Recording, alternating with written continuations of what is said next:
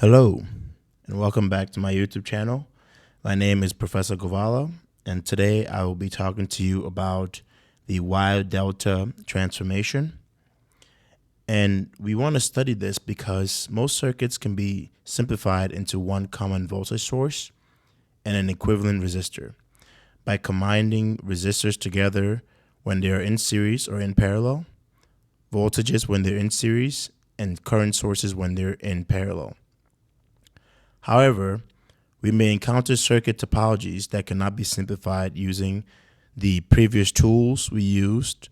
And if you don't remember the previous tools, please go to my latest YouTube video, which was KVL and KCL examples with equivalent circuits, and to see what I mean. Now, the reason why this is called Wye-Delta is because within this circuit shown on the screen, there's a certain configuration where you can have, this is a delta loop. This is kind of like an arrow, but it's a Y in terms of it looks kind of like, it looks kind of like that. And this is also a Y.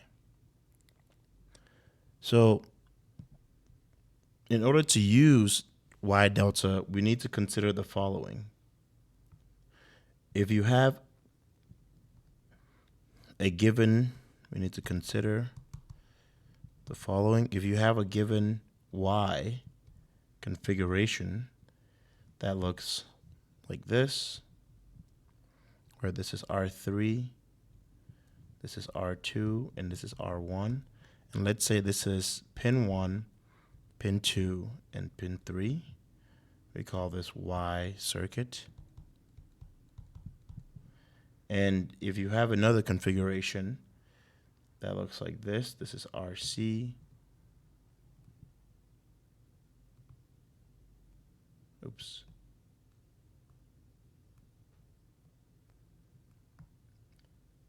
This is RA and RB.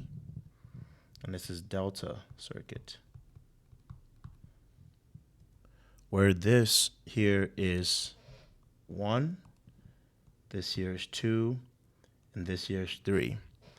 And the goal here is to develop a set of transformation relationships between the resistors R1, R2, and R3 of the Y and RA, RB, and RC of the delta that allows us to go from Y to delta and from delta to Y without affecting the terminal characteristics, which means the currents and the voltages at terminals 1, 2, and 3.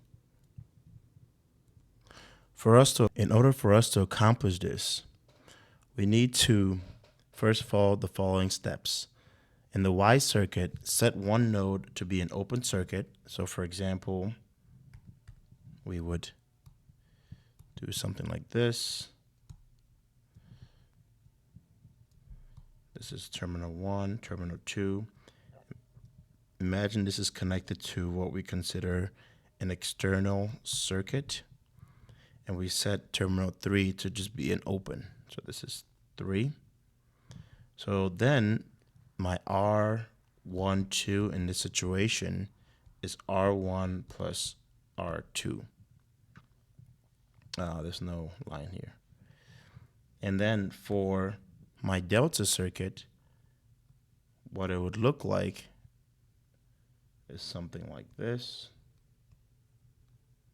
This is 2, this is 1, this is 3, this is RC, RB, RA, and there's an external circuit here as well. So essentially, the equivalent circuit here that is seen by R12 is equals to RC, RB plus RA, because they're in parallel, over RA plus RB plus RC. If we consider this to be our first equation and this to be our second equation and equate them together, so we equate 1 and 2, we could then say that R1 plus R2 is equals to RC, RB plus RA over RA plus RB plus RC. If we did the same thing where we opened R1, so if I come here, this is R1, R2. If we did the same thing where we opened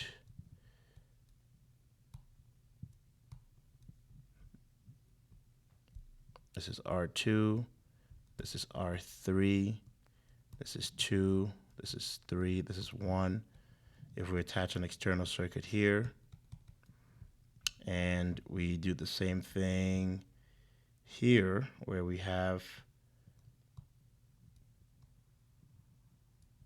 a delta circuit, we attach an external circuit here.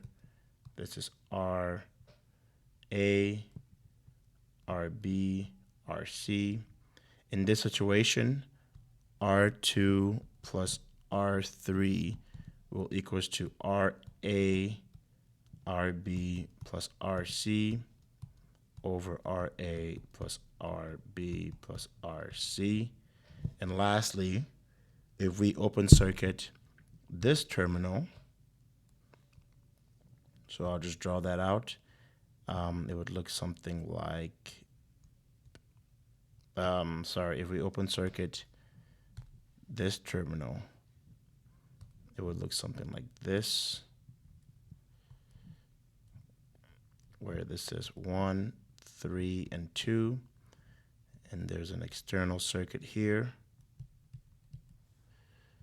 and here would look like this.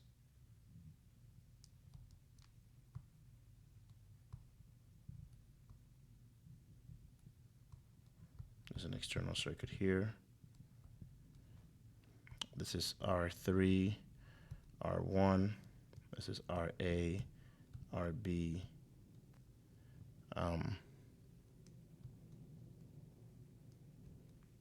RA, RC, and RB, where here we would get R1 plus R3 is equals to RB, RA plus RC over RA plus RB plus RC.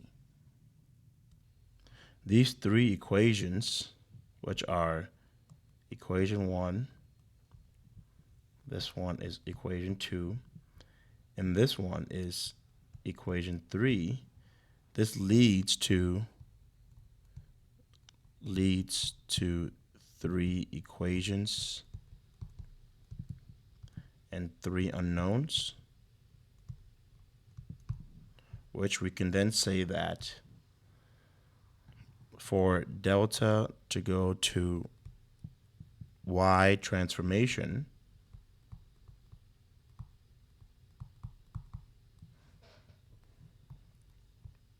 we could say that the following has to apply. R1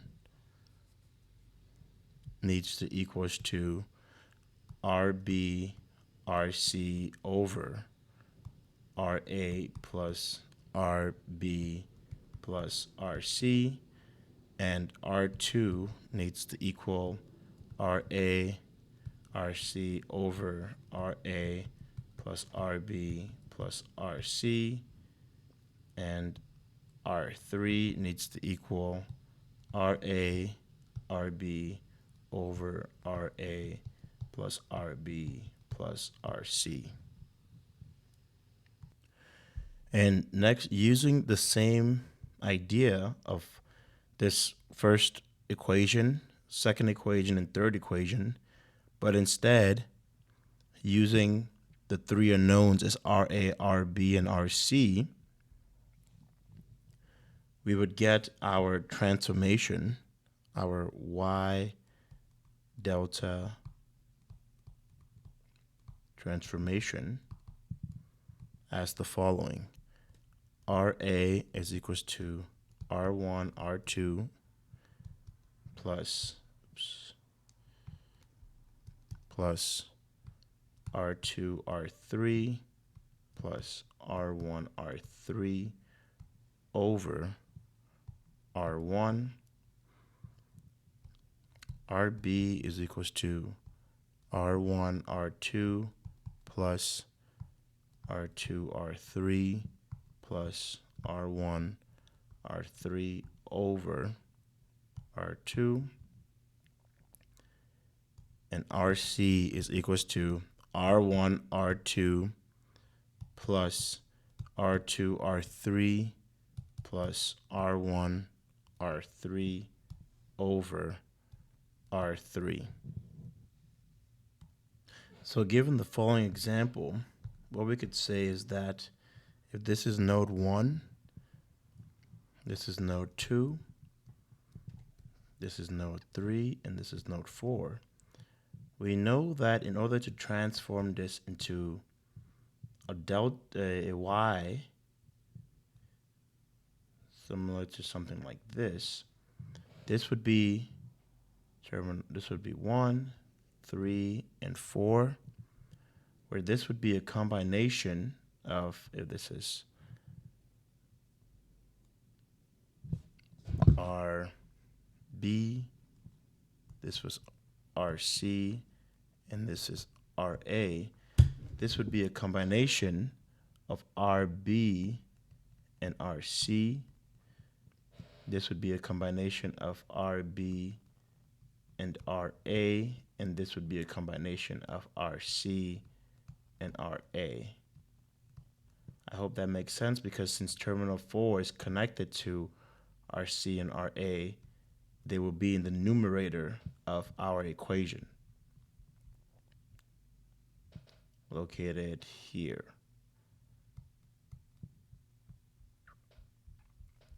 All right. So if we were to say this is the original circuit,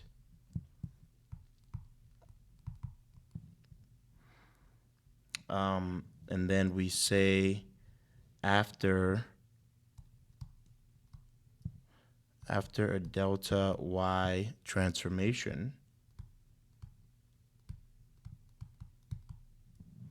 we would obtain the following.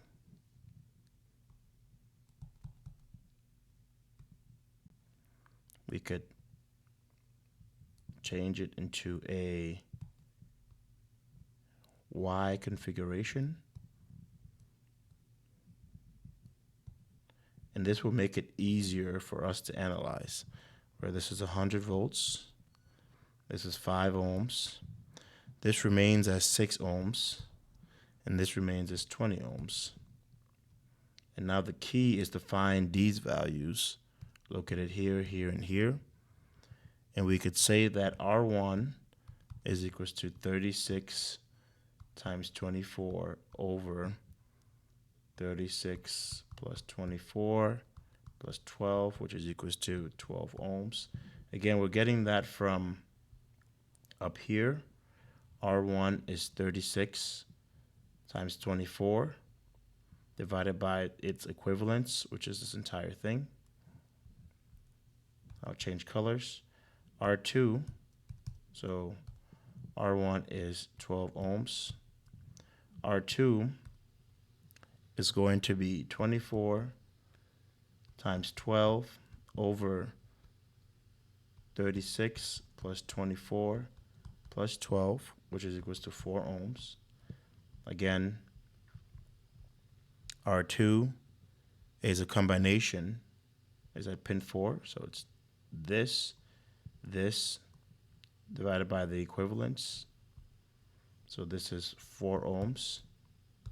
Last but not least, R3 is equals to 36 times 12 divided by 36 plus 24 plus 12, which is equals to 6 ohms.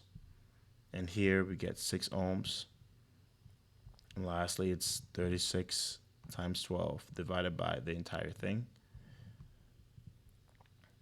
So we could then say now that if we look into this